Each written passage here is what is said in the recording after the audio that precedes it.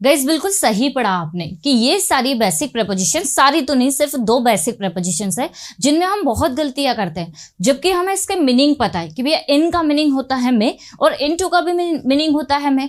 तो फिर इन बेसिक सी प्रेपोजिशन में हम लोग गलतियां क्यों करते हैं? क्योंकि गाइस कभी हमने इसके कॉन्सेप्ट को समझने की कोशिश ही नहीं की।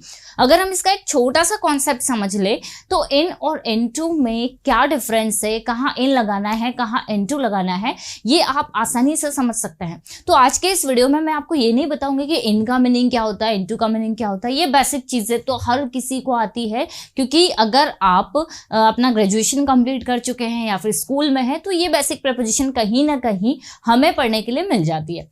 फिर भी हम लोग गलतियां करते हैं, स्पेशली जो कॉम्पिटिटिव एग्जाम की तैयारी कर रहे हैं उन्हें तो थोड़ा और डीप में पढ़ने की जरूरत होती है। सो इस वीडियो के एंड तक आप लोगों को बने रहना है, क्योंकि आज के बाद में जो इन और इनटू को लेकर जो मेन डिफरेंस होता है वो आपका क्लियर हो जाएगा। तो चलिए इस वीडियो को स्टार्ट करते हैं। और एक और चीज, मैंने आप लोगों के लिए काफी सारे सेंटेंसेस दिए हुए हैं जो आपको सॉल्व भी करना है। इससे आपको क्लियर हो जाएगा कि आपको इसके बीच का डिफरेंस समझ में आया या फिर नहीं। तो चलिए इस वीडियो को स्टार्ट करते हैं। Let's begin. अब गाइस अगर हम लोग बात करें इन और इनटू की, तो देखिए हम दोनों के मीनिंग को समझ लेते हैं। इन मतलब भी होता है में और इनटू मतलब भी होता है में। तो फिर डिफरेंस क्या है? गाइस देखिए, इन की बात हम तब करते हैं जब कोई वस्तु किसी चीज के अंदर है, चाहे वहां मोशन पहले से हो रहा है या नहीं हो रहा है। अगर में वाला सेंस आ रहा है, जैसे रूम में, बॉटल में, राइट, या फिर हम बोल सकते हैं अलमीरा में, तो इस तरह का सेंस जब होता है जहां कोई चीज किसी चीज के अंदर होती है तो मैं लगा देते हैं हम, और इंग्लिश में इन लगा देते हैं गाइस। लेकिन अगर हम लोग बात करें इनटू की, तो इनटू में हमें मूवमेंट दिखता है और ट्रांसफॉर्मेशन दिखता है। मूवमेंट, ट्रांसफॉर्मेशन, और हम ऐसा समझ सकते हैं कि हमें मीडियम चेंज होता हुआ दिखता है या फिर लोकेशन चेंज होते हुए दिखती है। कैसे, चलिए समझते हैं। यहाँ पर एक सेंटेंस दिया हुआ है, she is walking in the garden, और यहाँ पर दिया हुआ है she is walking into the garden. अब आप बताएंगे कि दोनों में से सही वाला सेंटेंस कौन सा है, she is walking in the garden या फिर she is walking into the garden? आप बोलेंगे ये वाला सेंटेंस करेक्ट है, but guys let me tell you here कि ये वाला सेंटेंस भी करेक्ट है और ये वाला भी करेक्ट है। कैसे, देखते हैं, समझते हैं।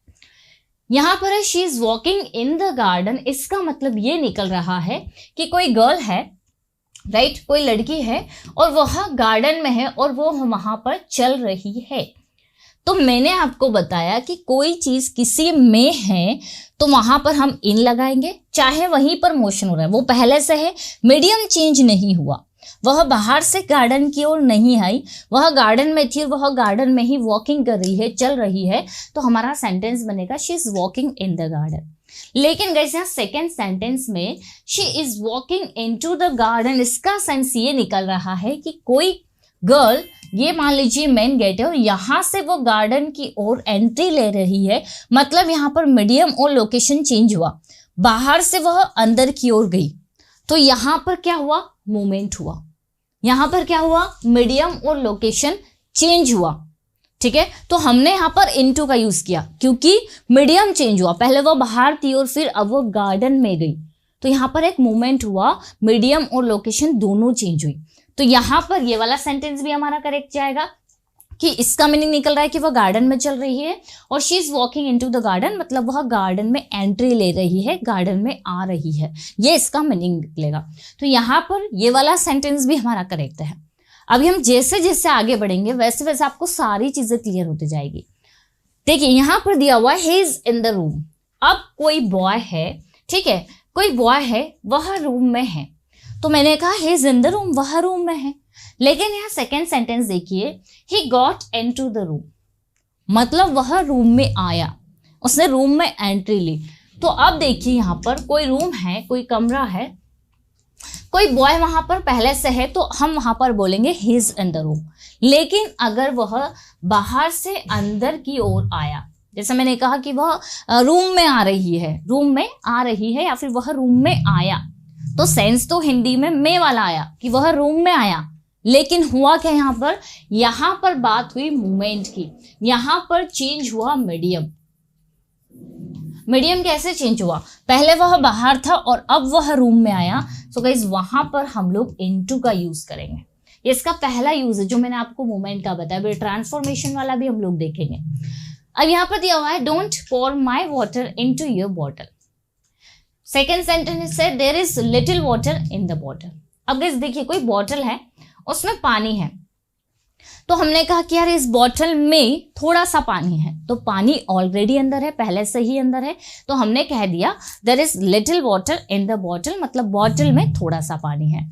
लेकिन ये वाला सेंटेंस जो आपको दिख रहा है don't pour my water into your bottle, अब यहाँ पर क्या हो रहा है, मीडियम चेंज हो रहा है, पानी जो है वो एक बॉटल से दूसरी बॉटल में जा रहा है, ठीक है। तो हमारा सेंटेंस बना don't pour my water into your bottle.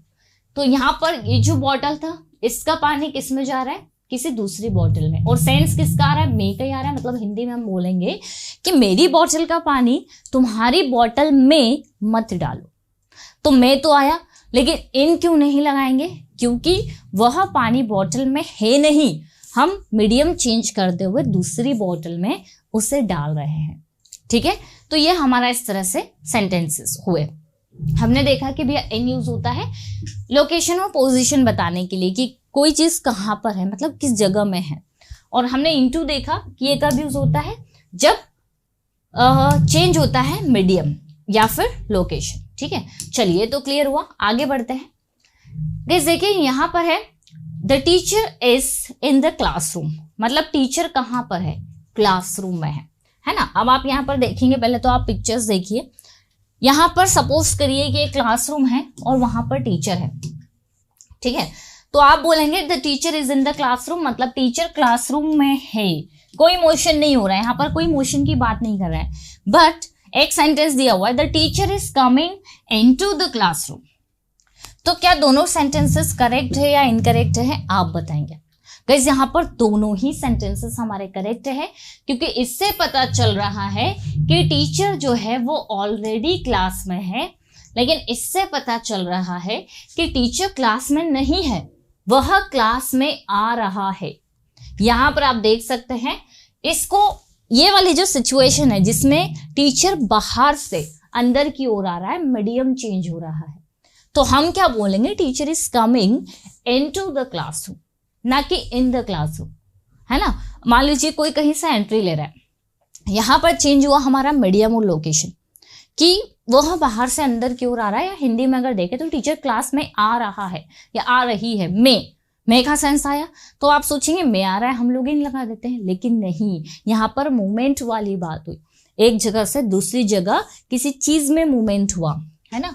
जैसे ये बॉक्स है, ये बॉक्स में बॉल है, तो हम बोलेंगे ball is in the box. लेकिन अगर आपने बॉल को जो है बॉक्स में फेंका, तो अब आप बोलेंगे I threw the ball into the box. क्यों? क्योंकि ये बॉक्स के अंदर क्या हुआ, मोशन हुआ, मूवमेंट हुआ, है ना। ये बॉल का मीडियम चेंज हुआ, पहले बाहर थी और आपने उसे कहाँ फेंका, बॉक्स में फेंका, तो वहां इनटू आ जाएगा। और एग्जांपल्स देखते हैं हम लोग।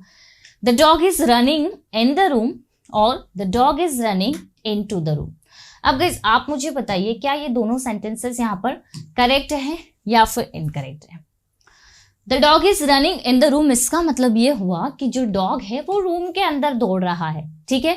और the dog is running into the room, guys इसका मीनिंग होगा कि वह रूम के अंदर दौड़ते हुए आ रहा है। यहां पर आप इमेज देख सकते हैं, ये रूम है, राइट। और यहां पर जब वो अंदर एंट्री ले रहा है तो कैसे ले रहा है, दौड़ते हुए। जिससे वॉक इनटू होता है वैसे रन इनटू भी हो सकता है। तो सेंटेंस बनेगा the dog is running into the room. तो यहां पर ये रूम है, ये मेन गेट है, और यहां से जो डॉग है वो अंदर की ओर आ रहा है दौड़ते हुए। तो हमने कह दिया यहां पर the dog is running into the room. तो आप देखेंगे कि दोनों ही सेंटेंसेस यहां पर करेक्ट है, बट दोनों का मीनिंग चेंज हो रहा है। अब कुछ सेंटेंसेस मैं आप लोगों को देने वाली हूं, जो आपको देखना है और बताना है कि इसमें से कौन सा सेंटेंस में इन आएगा या फिर इनटू आएगा, ठीक है। आप बहुत ही इजीली से सॉल्व कर लेंगे। यहां पर दिया हुआ है, जैसे एक और चीज मैं आपको बताना भूल गई, वो मैं आपको अभी बताती हूँ। देखिए, एक तो हम लोगों ने क्या देखा कि जो इनटू है वो ट्रांसफॉर्म मूवमेंट का, तो हमने देखा किसी एक मतलब मीडियम जो चेंज होता है तो वो हमारा मूवमेंट हो गया, एक मीडियम से दूसरा मीडियम जो हमारा चेंज होता है। ट्रांसफॉर्मेशन कैसे, जब कोई एक वस्तु किसी दूसरी वस्तु में चेंज हो, बदल जाए, तो वहां पर भी हम लोग इनटू का यूज करते हैं। कैसे? जैसे मैंने आपसे कहा कि translate these sentences into English, मतलब इन सेंटेंसेस को इंग्लिश में ट्रांसलेट करो। यहाँ में का सेंस तो आ रहा है, लेकिन हम लोग यहाँ पर इनटू लगाएंगे। क्यों? क्योंकि यहाँ पर कोई एक चीज दूसरे चीज में बदल रही है, कन्वर्ट हो रही है। ठीक है, तो यहाँ पर ये चीज आपको ध्यान रखना है। चलिए अभी मैं बताती हूँ किस तरह से। यहाँ पर ये एक्सरसाइज है जो आपको बतानी है कि ये जो है इसमें इन लगेगा, इनटू लगेगा। चलिए पढ़ते हैं।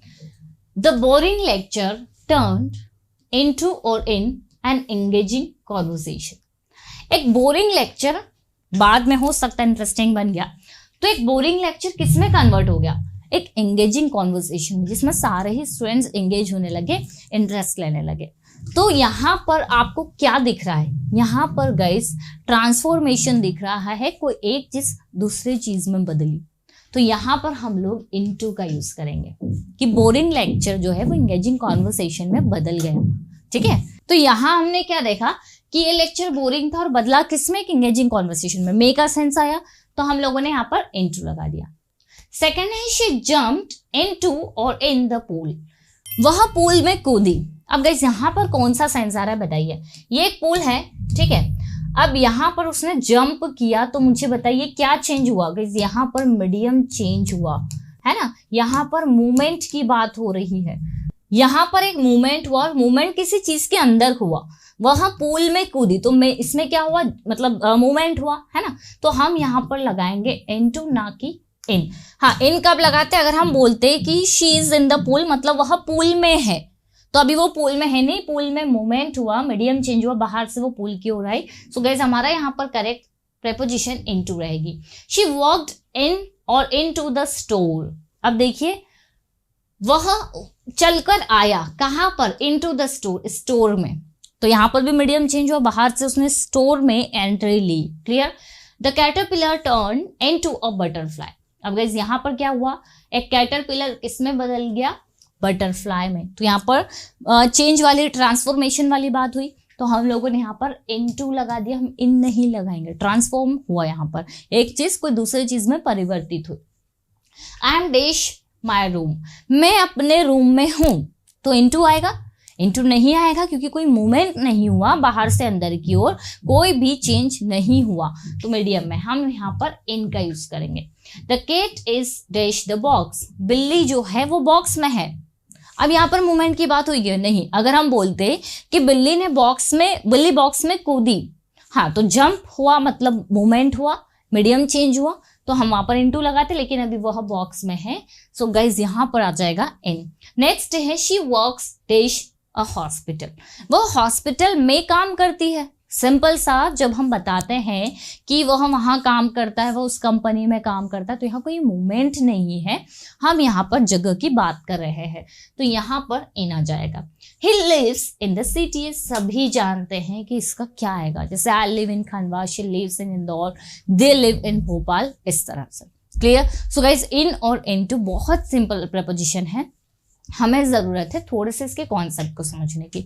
इसके अलावा कुछ फ्रेजल वर्ब्स होती है जिसमें इनटू का यूज होता है, वो अलग चीजें हैं, वो आप जितनी फ्रेजल वर्ब्स पढ़ेंगे उतना आपको इनटू का नॉलेज होगा।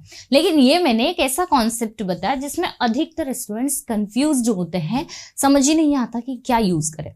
तो आई होप गाइस ये छोटे से वीडियो के माध्यम से आपको इसके बीच का जो डिफरेंस है, मेन डिफरेंस, वो क्लियर हो चुका होगा। अब अगर आपको कुछ एक्सरसाइज करनी है तो मैं आप लोगों को सजेस्ट करूंगी कि आप पर्सनल इंग्लिश एप्लीकेशन डाउनलोड करें, वहां पर कुछ एक्सरसाइज आपको मिल जाएगी, कुछ क्वेश्चंस मिल जाएंगे, आप उसको सॉल्व करें और इन क्वेश्चंस के आंसर्स दें और अपनी प्रेपोजिशन और ऐसे ही टॉपिक को इम्प्रूव करें। सो गाइस अगर वीडियो अच्छा लगा है तो एक लाइक जरूर कर दीजिएगा। मिलते हैं हम लोग अपने नेक्स्ट वीडियो में। Till then bye bye, take care.